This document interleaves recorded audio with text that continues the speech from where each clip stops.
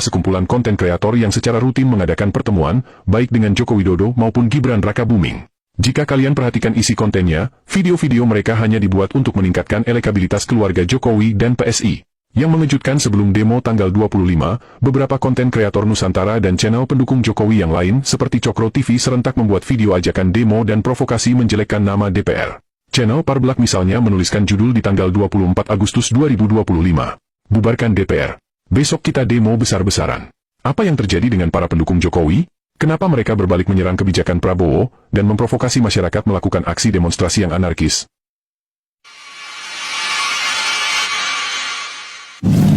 Berhenti aktivitas gitu ya. Gitu, Di Jana? Oh enggak. Jadi gini, YouTuber Nusantara tidak mungkin bisa seperti ini tanpa adanya tol langit. Jangan lupa itu. Yes. Itu adalah buatan Bapak Jokowi yang luar biasa. Masih ingat wanita di tengah ini? Ya, benar, dia adalah Jati Erna Sahara, kader PSI yang menyerukan untuk lengserkan Presiden Prabowo. Harapan saya saat ini hanya pada Mas Gibran dan PSI. Jangan sekali-kali kecewakan saya dengan harapan. Karena harapan saya terhadap Bapak Prabowo sudah pupus. Saya tidak lagi percaya. Jangan coba bungkam suara saya, jangan coba suap saya, jangan coba kalian ancam DJ. Jangan, ya. Karena saya tidak punya rasa takut secuil pun menghadapi kalian. Saya tidak punya rasa takut menghadapi hukum, karena apa yang saya katakan tidak ada yang melanggar hukum. Kalaupun saya menyuarakan untuk melengserkan Prabowo Subianto, itu ada alasannya. Karena Rangkaian peristiwa ini seolah sebuah benang merah yang jika diurai akan sampai pada demo berdarah saat ini. Mereka secara rutin mengadakan pertemuan di Solo. Jika Erna Jati Sahara secara terang-terangan menyerang Prabowo, para loyalis Jokowi yang lain yang tergabung dalam kelompok YouTuber Nusantara dan para kader PSI lebih memilih politik dua muka. Alih-alih menyerang Prabowo, mereka memancing kemarahan rakyat melalui isu kenaikan gaji DPR. Mereka tahu bahwa kenaikan tunjangan DPR bukan atas inisiatif DPR. Mereka tahu bahwa kenaikan tunjangan adalah kewenangan pemerintah. Bukan hanya pada DPR, Prabowo juga menaikkan gaji hakim dan pegawai negeri sipil, termasuk guru. Tapi kenapa para loyalis Jokowi menyerang DPR? Mereka tahu bahwa saat ini kekuasaan Prabowo masih sangat kuat. Prabowo didukung 80% kekuatan wakil rakyat di DPR yang bergabung dalam koalisi Kim Plus. Jika mereka terang-terangan menyerang Prabowo, yang ada justru Prabowo akan menggunakan tangan kekuatan legislatif memberhentikan Gibran dan mengusir semua relawan termasuk para kader PSI di pemerintahan dan komisaris BUMN. Maka langkah pertama yang mereka lakukan adalah melumpuhkan DPR. Di berbagai media, mereka membodohi masyarakat seolah DPR bisa dibubarkan. Padahal kita tahu, dalam sebuah negara demokrasi, 3 pilar ini harus ada, yaitu unsur eksekutif atau pemerintah, yudikatif atau kekuasaan kehakiman dan legislatif atau wakil rakyat. Tanpa salah satu dari unsur ini, negara tidak layak disebut negara demokratis. Di masa lalu, dalam sistem kerajaan, wakil rakyat tidak dibutuhkan, karena pemegang kekuasaan satu-satunya adalah raja. Dan itulah yang terjadi jika DPR dibubarkan. Presiden bisa bertindak suka-suka hati, tanpa pengawasan legislatif.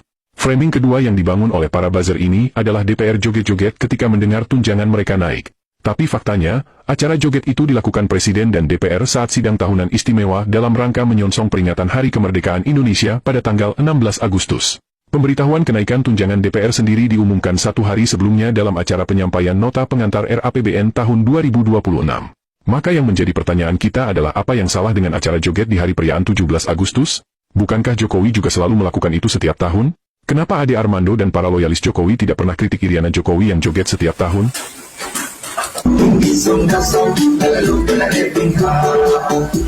Bukan hanya pada saat perayaan 17 Agustus, Jokowi dan Iriana bahkan mengadakan peragaan busana di kalangan kabinetnya di halaman istana sambil joget-joget di saat utang negara sedang menumpuk. Tapi Ade Armando dan para loyalis Jokowi bungkam 1000 bahasa.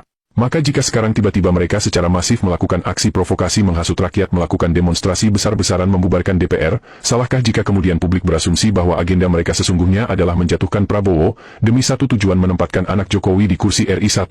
Alasan mereka sebenarnya sangat tidak masuk akal. Dan itulah sebabnya, Badan Eksekutif Mahasiswa tidak mendukung gerakan mereka. Demo pertama tanggal 25 sebenarnya gagal total. Mereka lalu menumpang demo buruh pada tanggal 28. Dan disinilah anak buah Listio Sigit Prabowo, kepala kepolisian yang pernah jadi ajudan Jokowi memberikan andil yang besar. Kendaraan taktis polisi yang berlapis baja dengan sengaja dibawa melaju mengarah ke kerumunan massa. Seorang driver ojol yang malang, menjadi korban. Jika bagi sebagian besar rakyat Indonesia merasa prihatin, tapi bagi para penggagas demo, peristiwa ini adalah angin segar buat mereka. Kekuatan massa bertambah dan tingkat kemarahan pun meningkat. Dengan leluasa mereka membakar gedung DPRD, membakar pos polisi, melakukan penjarahan di toko-toko dan bahkan rumah anggota DPR.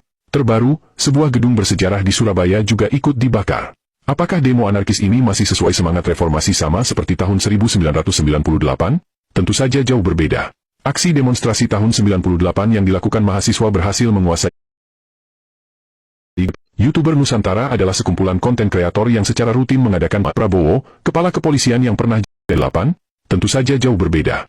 Aksi demonstrasi tahun 98 yang dilakukan mahasiswa berhasil menguasai gedung DPRD di daerah dan DPR di Jakarta, tapi mereka tidak membakar gedung milik pemerintah, karena mereka tahu gedung itu dibangun dengan menggunakan uang milik rakyat. Bumi hangus aksi demo antara tanggal 28 sampai tanggal 30 dan entah sampai kapan berakhir hanya bisa disamakan dengan aksi gerakan G30 SPKI di tahun 1965. Ya, di Makassar, mereka membakar warga sipil, sesuatu yang tidak pernah terjadi dilakukan oleh warga sipil yang melakukan demo menyampaikan aspirasi.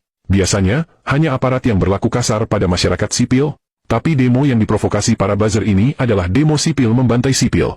Maka tidak ada tindakan lain yang paling masuk akal untuk dilakukan Prabowo saat ini. Demi mengamankan aset negara dan melindungi nyawa masyarakat tak berdosa, Prabowo harus bertindak tegas. Tangkap dan penjarakan para buzzer, provokator aksi demonstrasi, dan termasuk donatur mereka. Ibu, selamat sore. Ini ada apa saja yang dibawa? Ibu boleh kenalan dari mana? Ini dari namanya siapa, dari mana Ibu? Oh, jangan saya.